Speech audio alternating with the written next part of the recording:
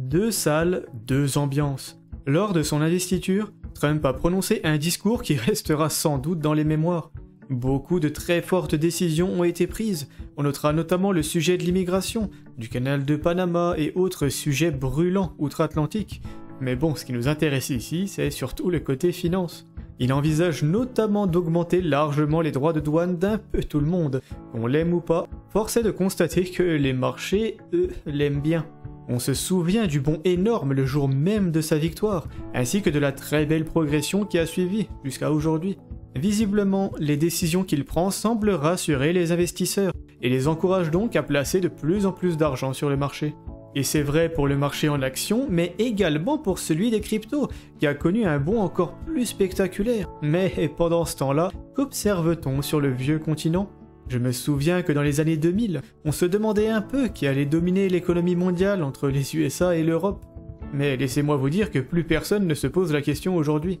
Il est devenu complètement évident que l'Europe se fait largement dépasser, et ce phénomène ne fait que s'amplifier chaque jour.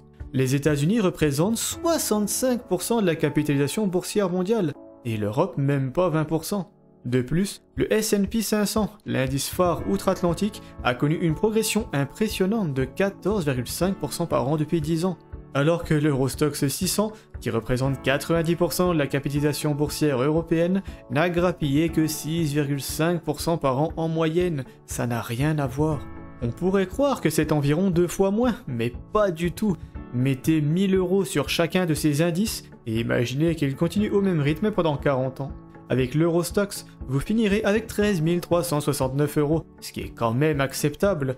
Et avec le S&P, vous auriez carrément 319 000 €. Ça n'a absolument rien à voir, les deux ne jouent pas dans la même cour. Forcément, les pays européens sont bien conscients d'être en train de se faire fumer, et ils cherchent donc des solutions. Mais plutôt que de s'inspirer de ce qui marche, et donc de s'approcher un peu plus du modèle américain, eh bien le gouverneur de la Banque de France a fait une proposition on ne peut plus française. Il existe selon lui une ressource dont on ne parle jamais, l'épargne privée. Il y a donc 300 milliards d'euros d'épargne des Européens qu'il adorerait pouvoir prendre pour l'investir en Europe. Si ça ne tenait qu'à lui, il vous forcerait à investir toutes vos économies là où ça l'arrange, ou en tout cas il souhaite, et je cite, « mobiliser l'épargne des Européens dans la transition climatique et numérique ». Comme si c'était notre faute si les États-Unis ont pris une avance dingue sur le secteur technologique. Parce que si on revient dans les années 2000, rien n'indique encore que ce sera eux plutôt que nous qui domineront complètement ce secteur, qui à mon humble avis est le plus important de tous, étant donné que la technologie joue ou jouera un rôle dans 100% des secteurs du monde. Mais depuis, ils ont petit à petit établi leur dominance, et quoi qu'on en pense, ils n'y sont certainement pas arrivés en piquant l'argent des Américains pour les forcer à investir quelque part. Ils ont mis en place un système qui n'est bien sûr pas parfait, mais qui en tout cas a su motiver les Américains à y investir. Et pas que. Tout le monde investit là-bas. S'il n'y a plus ou moins que les Français qui investissent dans le CAC 40 et en France en général, n'allez pas croire que le même raisonnement s'applique pour le S&P 500. Les États-Unis ont réussi à convaincre le monde entier que l'avenir se joue là-bas, notamment en matière technologique encore une fois.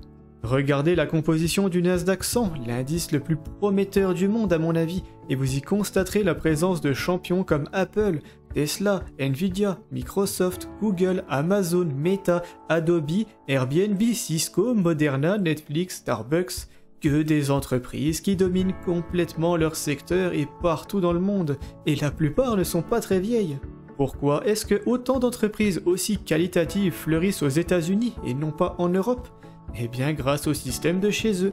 Un système certes inégalitaire et imparfait, mais en tout cas un système qui récompense l'entrepreneuriat. Quand on crée un business là-bas, on se fait pas arracher la moitié de son salaire quand on commence à avoir un beau succès, et c'est justement ce qui donne envie aux gens d'entreprendre.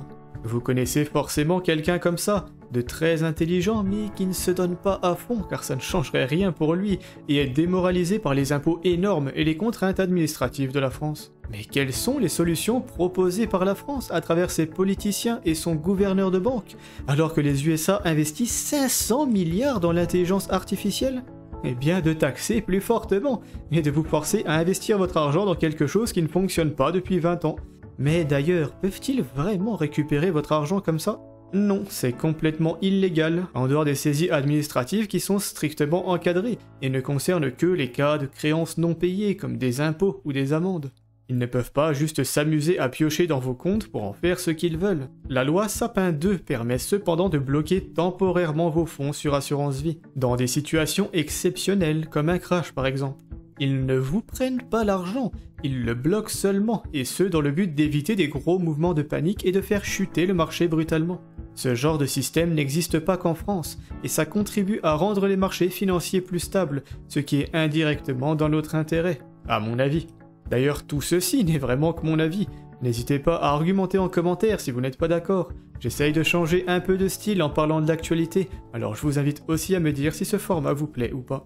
Tout cela n'est que du bruit pour l'instant, et rien n'indique spécialement qu'ils vont pouvoir passer à l'action avec un plan aussi bancal, ce qui me semble d'ailleurs impossible quand on sait à quel point les Français peuvent démarrer une grève rapidement et fortement. Je pense que ça sera une émeute instantanée s'ils s'amusent à faire ça, mais ce qui m'intéresse réellement est ailleurs. Pour moi, ça indique que la France est visiblement à côté de la plaque. Quand on regarde les solutions proposées au Sénat, on se rend compte que ce n'est pas demain que l'Europe relèvera la tête pour proposer une concurrence sérieuse aux Américains. Il y a déjà une tendance existante, et qui s'aggrave encore un peu plus chaque année, mais elle n'est visiblement pas prête de s'inverser. Quand je pense à mon portefeuille d'investissement passif et rentable, donc celui des 5 paliers, dont le lien vers la vidéo apparaît en haut et en description, je me dis quelquefois qu'il n'y a quand même pas beaucoup d'Europe.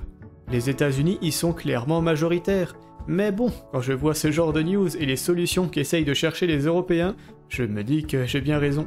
L'Europe est effectivement la région du monde qui m'intéresse le moins actuellement, d'un point de vue investissement.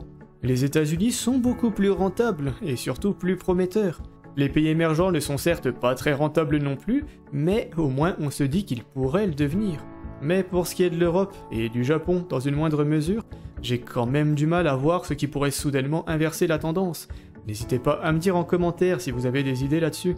Et si cette histoire vous a fait vous questionner sur le monde de l'investissement et comment gagner une fortune grâce à des placements boursiers intelligemment organisés, sachez que je propose un service de coaching individuel rapide et efficace.